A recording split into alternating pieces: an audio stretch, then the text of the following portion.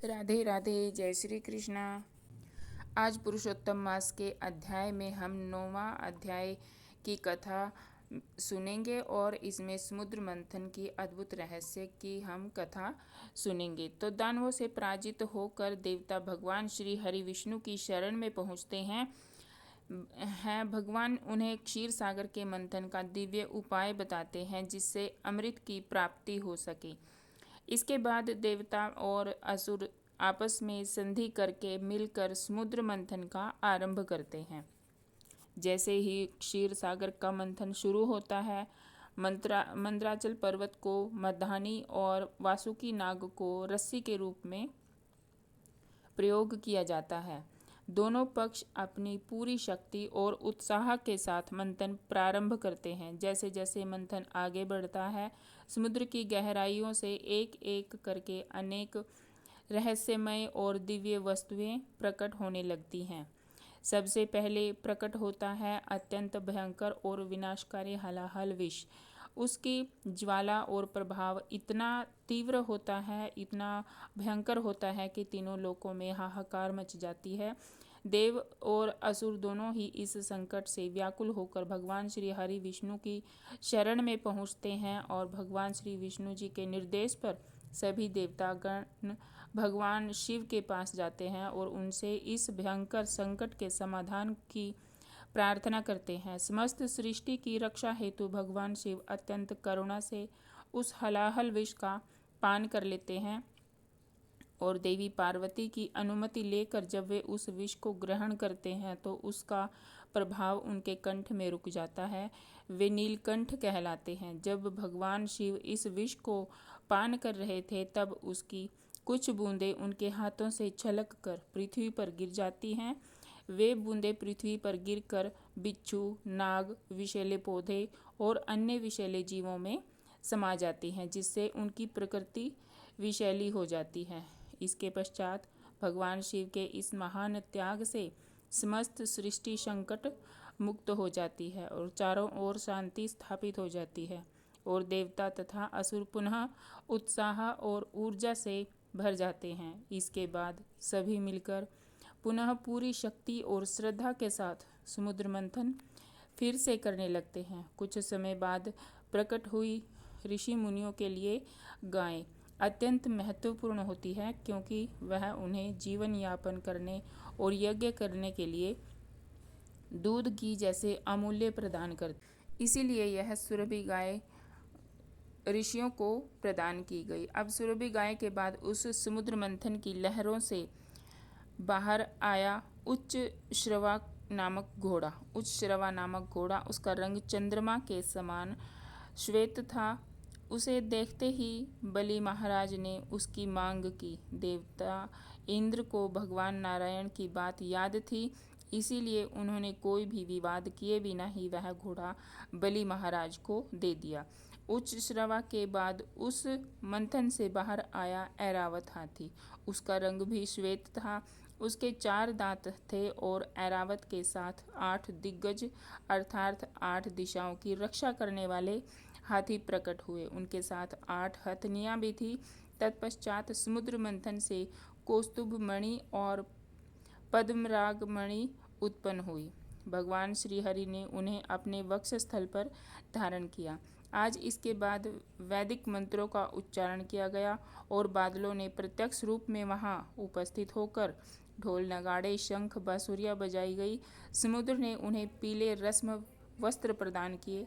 वरुण देव ने दिव्य फूलों की माला अर्पित की और विश्वकर्मा ने बहुमूल्य आभूषण दिए।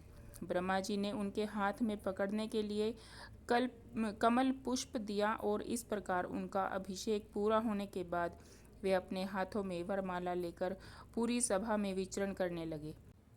सभा में उपस्थित सभी लोगों में से ऐसा कोई नहीं है जो सभी सद्गुणों से पूर्ण हो। किसी ने तपस्या की है लेकिन क्रोध को वश में नहीं कर पाया है। किसी के पास महान विद्वता है लेकिन उसकी भौतिक विलास की इच्छा समाप्त नहीं हुई है। कोई महान पुरुष है लेकिन वह कर्म के नियंत्रण में बंधा हुआ है और यहाँ उपस्थित प्रत्येक व्यक्ति किसी न किसी पर आश्रित है। इसीलिए वह सर्वोच्च नियंता परमेश्वर नहीं हो सकता। इस प्रकार गंभीरतापूर्वक विचार विमर्श करने के बाद श्री रामादेवी ने भगवान मुकुंद को अपने पति के रूप में चुना। उन्हें कमल के 9 पुष्पों की माला भगवान को पहनाई और स्वयं भगवान के साथ जाकर खड़ी हो गई। भगवान श्री नारायण जी ने भी उनका स्वीकार किया और इस शुभ घड़ी का उत्सव मनाने के लिए सभी गंधर्व गण और उनकी पत्नियां विभिन्न यंत्र बजाने लगे और गान गाने लगे। देवताओं ने पुष्पों की वर्षा की और ऋषियों ने वैदिक मंत्र उच्चारण किए। इस प्रकार समुद्र मंथन के मध्य में ही भगवान नारायण जी की श्रीमती लक्ष्मी देवी के साथ विवाह संपन्न हुआ और फिर एक बार समुद्र मंथन फिर से प्रारंभ हुआ। और इस बार आप जानते हैं उसमें से क्या निकला। इस बार मदिरा प्रेमियों को अपने नियंत्रण में करने वाली कमल नयनी वारुणी देवी प्रकट हुई। भगवान की अनुमति लेकर दानवों ने उनको स्वीकार किया। फिर से मंथन प्रारंभ हुआ और आखिरकार प्रतीक्षा की घड़ी समाप्त हुई। समुद्र मंथन की उत्तम लहरों से एक दिव्य पुरुष प्रकट हुआ। उसकी भुजाएं अत्यंत बलिष्ठ थी। उनका कंठ शंख के समान दिख रहा था, 3 रेखाओं से अंकित था। वह नव यौवन से भरपूर था। उसकी कांति शरीर दिव्य आभूषणों एवं वस्त्रों से सुसज्जित था। उसने पीले वस्त्र धारण किए हुए थे। उनके हाथ में एक स्वर्णम कलश था। और आप जानते हैं यह दिव्य पुरुष कौन था। वे दिव्य पुरुष थे भगवान विष्णु जी के कला अवतार और आयुर्वेद के मूल प्रवर्तक साक्षात धन्वंतरी जी। धन्वंतरी देव, उनके हाथों में ऊपर तक लबालब भरा हुआ अमृत का कलश था। अब जैसे ही असुरों ने धन्वंतरी देव को अमृत कलश को देखा, उन्होंने सारी मर्यादाएं तोड़ दी। वे तुरंत उनके पीछे भागे और अमृत कलश को उनके हाथों से छीन लिया। यह देखकर सभी देवतागण निराश हो गए और भगवान श्री हरि विष्णु जी की शरण में गए। लेकिन भगवान ने उन्हें आश्वस्त किया कि वे चिंता ना करें। अपनी माया शक्ति के द्वारा वह असुरों में कलह उत्पन्न करेंगे और अमृत पीने की देवताओं की इच्छा को पूर्ण करेंगे। अब जो असुर मनोवृत्ति के लोग होते हैं ना, वे अधिक समय तक अच्छे बने रहने का दिखावा नहीं कर सकते।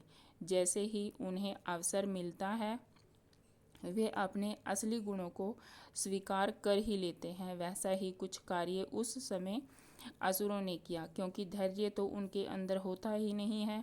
इसीलिए उन सब ने कलश के पात्र को एक दूसरे के हाथों से छीना झपटी करना शुरू कर दिया और इस बात पर लड़ाई करने लगे कि सबसे पहले अमृत कौन पिएगा।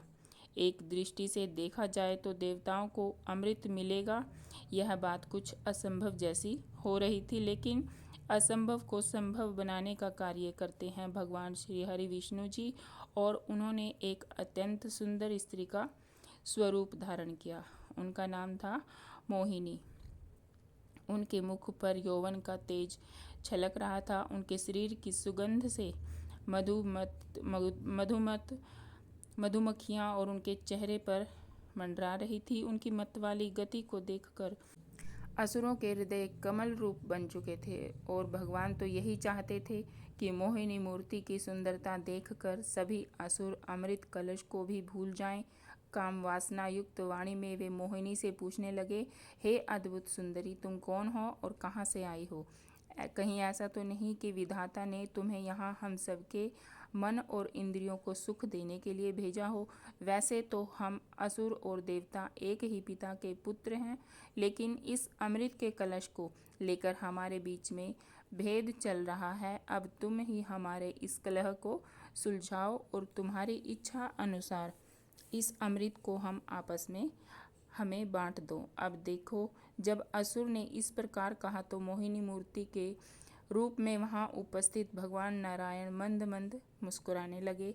उन्होंने मधुर वाणी में आकर्षक भाव मुद्रा द्वारा असुरों से कहा, हे कश्यप पुत्रों, एक पथ चली होती हूँ, तुम्हें मुझ पर इतना विश्वास है। वैसे तो आप जैसे बुद्धिमान लोगों को मुझ जैसी स्त्री पर कभी विश्वास नहीं करना चाहिए। लेकिन फिर भी यदि आपकी यही इच्छा है तो मैं आपकी इच्छा अवश्य पूरी करूँगी। लेकिन मेरी एक शर्त है, इस अमृत को मैं जिसे चाहूँ उसे बाँटूँ। तुम में से कोई भी इस बात पर आपत्ति नहीं उठाएगा। यदि मंजूर है तो बताओ। अब देखिए, मोहिनी मूर्ति की सुंदरता देखकर असुर इतने प्रभावित हो चुके थे कि उन्होंने बिना कुछ सोचे समझे अनुमति दे दी और अमृत पान के लिए तैयार हो गए। सभी देवताओं ने और दानवों ने उपवास रखा, स्नान करने के यज्ञ की अग्नि में आहुति दी, ब्राह्मणों को दान दिया और फिर पूर्व दिशा की ओर मुख करके अमृत का पान करने के लिए बैठ गए। मोहिनी मूर्ति भी सुंदर वस्त्रों और आभूषणों से सुसज्जित होकर उस यज्ञ स्थल में आ पहुंची। असुरों के सामने उसने अपनी मधुर मुस्कान दिखाई और अत्यंत मीठे शब्दों में कहने लगी कि हे शक्तिशाली असुरों, यह देवता बड़े ही लालची हैं, लेकिन आप सब तो बड़े ही सज्जन एवं घोर हैं। आप तो प्रतीक्षा भी कर लेंगे, लेकिन इन देवताओं में थोड़ा भी धैर्य नहीं है। इसीलिए मैं ऐसा करती हूँ, पहले इन सबको थोड़ा थोड़ा अमृत देकर विदा करती हूँ। उसके बाद आप सबको जब तक मन संतुष्ट हो तब तक सारा अमृत पान करवाऊंगी।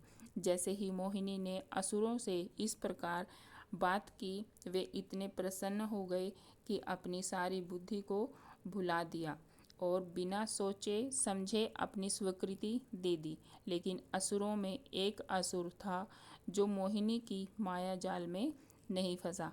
वह समझ गया था कि यह जरूर कुछ बात है, इसीलिए उसने देवताओं का वेश बनाया और सभी की नज़रों से छुपता छुपाता देवताओं के बीच में जाकर बैठ गया। यह असुर था राहु।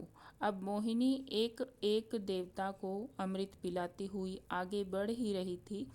जैसे पंक्ति में राहु भी बैठा हुआ था तो मोहिनी ने उसकी अंजलि में भी अमृत डाल दिया। भगवान अमृत की महिमा को बढ़ाना चाहते थे, इसीलिए उन्होंने राहु को अनदेखा कर दिया। लेकिन राहु के शत्रु होने के कारण सूर्य और चंद्रमा ने उन्हें पहचान लिया। उन्होंने तुरंत भगवान को इसकी सूचना दी और मोहिनी रूप में ही भगवान ने अपने सुदर्शन चक्र से राहु का सिर धड़ से अलग कर दिया।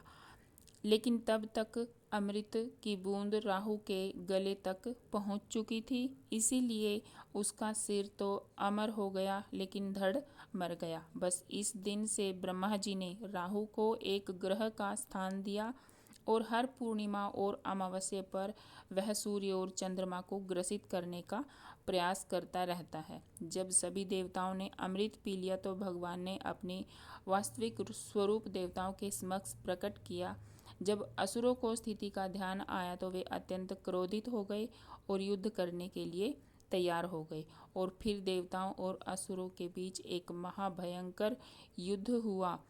ऐसा युद्ध जिसकी कल्पना आज तक किसी ने नहीं की थी। अब देवताओं ने तो अमृत पी लिया था, इसीलिए उनके पास शक्ति आ गई थी।